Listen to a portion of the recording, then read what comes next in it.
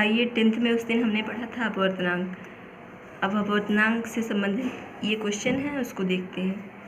वायु में गमन करती प्रकाश की एक किरण जल में तिरछी प्रवेश करती है।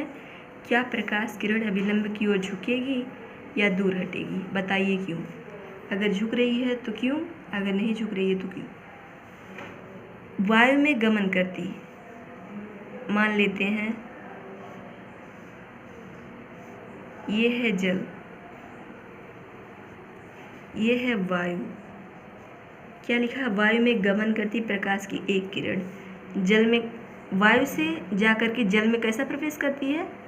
ये कोई प्रकाश किरण आई, तिरछी प्रवेश करती है, तो ये इसमें जा रही है ऐसे। ऐसा क्यों? क्योंकि एक माध्यम से जब दूसरे माध्यम में प्रकाश किरण जाती है तो क्या हो जाता है? उसका अपवर्तन हो जाता है, ना कि प्रकाश किरण ऐसे रेखा में चलती जाती है, उसका अपवर्तन होता है। तो ये आपतित किरण हो गई। अब अभिलंब बनता है, तो पूछ रहा है प्रकाश किरण अभिलंब की ओर झुक जाएगी,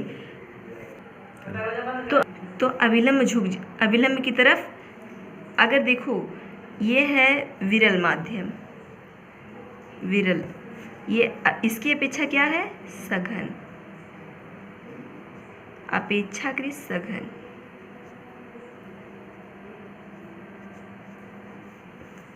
तो हमने क्या पढ़ा था? अगर विरल से कोई प्रकाश किरण सघन में आ रही है तो क्या हो जाता है?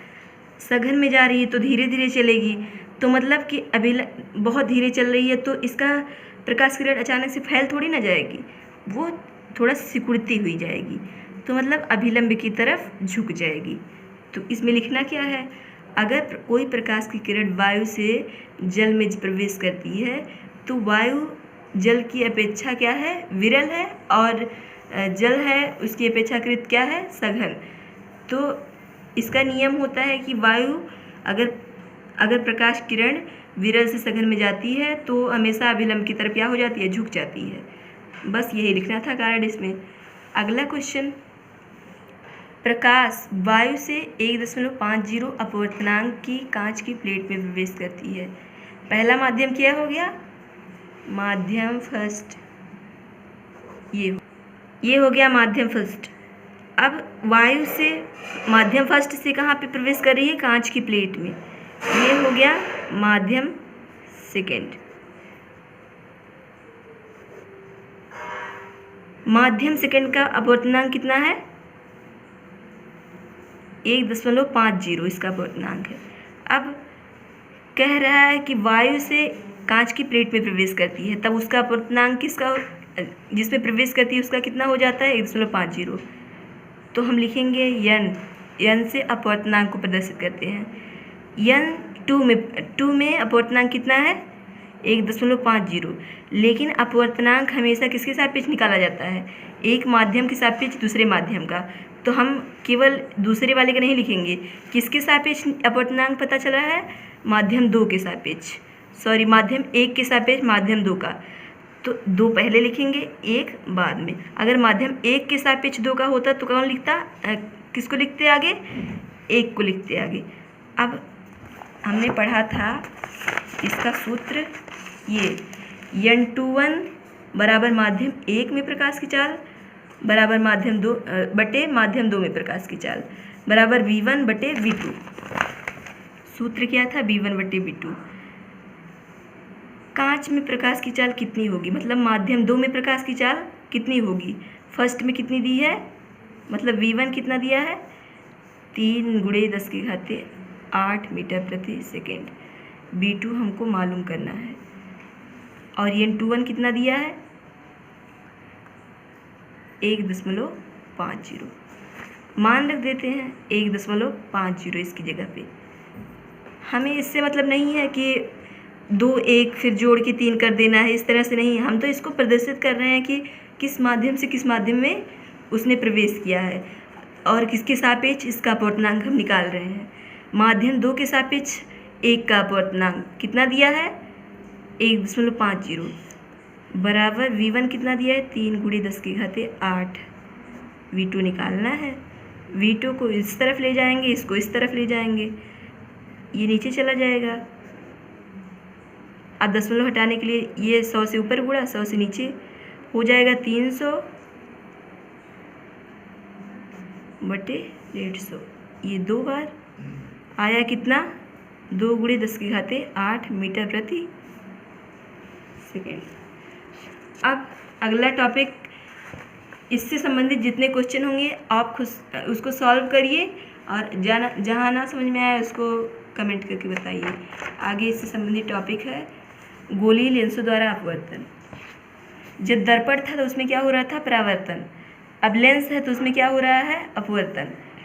उसमें था क्या, उसमें था अवतल लेंस अगर रहेगा तो अभिसरित हो रही थी। जैसे मैंने चम्मच लेकर के प्रयोग करके बताया था कि अगर चम्मच का जो अंदर का भाग होता है तो वहाँ जाकर कीड़े जा करके इकट्ठी होती रहती हैं, और फिर अगर इस तरफ से अगर कीड़े जाएंगे तो इसका फैलाव होता रहता है।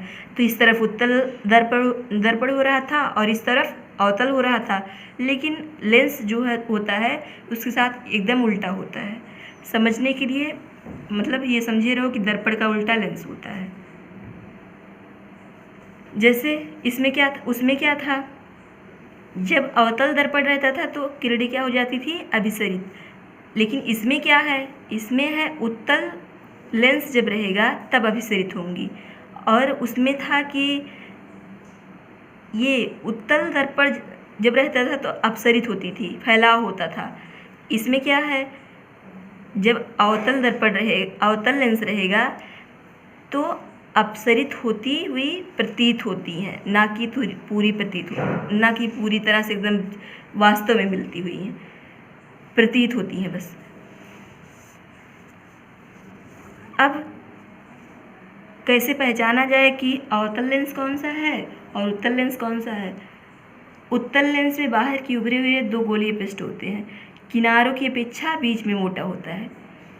और उत्तल लेंस में, और उसमें क्या होता है, अवतल लेंस में किनारों की अपेक्षा बीच में मोटे नहीं होते, किनारों की अपेक्षा किनारे मोटे होते हैं, बीच में पतला होता है।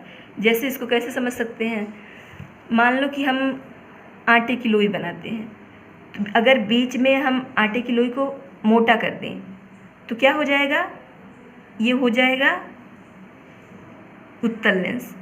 और अगर हम मान लो कि जैसे वो पराठा बनाने के लिए आलू इसमें रखने के लिए जब ऐसे थोड़ा सा कर देते हैं अंदर की तरफ तो क्या हो जाता है, तब वो समझने के लिए मैं ये सब बता रही हूँ। तो ये हो जाएगा अवतल लेंस। इसमें दर्पण में था कि एक एक फोकस दूरी, एक वक्रता केंद्र होता था, लेकिन यहाँ पे सब 2-2 होगा, वक्रता केंद्र भी 2 होगा और फोकस दूरी भी क्या हो जाएगी, 2 हो जाएगी। वहाँ रहता था वक्रता केंद्र, मतलब कि जो गोलीय दर्पण होता था उसका जो केंद्र बिंदु होता है वो वक्रता केंद्र कहलाता था, उसको हम C से प्रदर्शित करते थे। यहाँ भी ऐसे ही होगा, लेकिन अगर दोनों जो दर्पण होते हैं उनका जो केंद्र बिंदु होगा उसको हम कहेंगे प्रकाशिक केंद्र।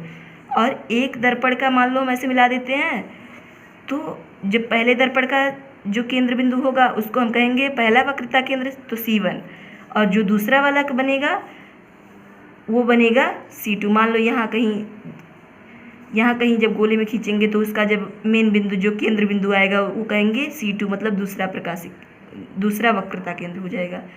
प्रकाशिक केंद्र 1 होगा, वक्रता केंद्र 2 होंगे, फोकस दूरियाँ 2 होंगी। आज इतना समझते हैं, कल समझेंगे कि फोकस दूरियाँ क्या होती हैं और 2 क्यों बनते हैं और वक्रता केंद्र क्या होता है, फिर उससे संबंधित किरण आरेख खींचना पड़ेगा। आज के लिए इतना रखते हैं, कल फिर देखते हैं। Thank you.